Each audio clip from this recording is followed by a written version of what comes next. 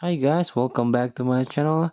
Today I'm going to show you how you can enable stadium atmosphere and commentary in EA Sport FC Mobile 24.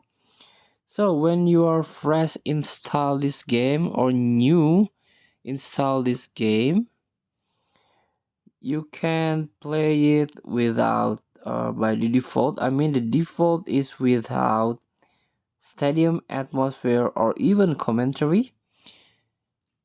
So you can enable this sound effect by tapping this one setting button, a setting option at the top of your screen. And you can choose between audio and commentary and sound effects. Let's tap the audio first. Tap.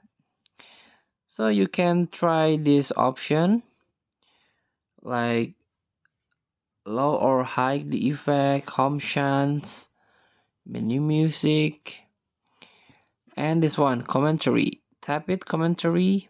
This you can download this commentary in some language like Spanish, Russian, Japanese, German, French, and English, and many more.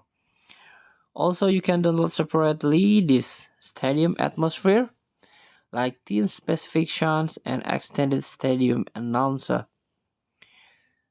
So if you want some crowd or some chants,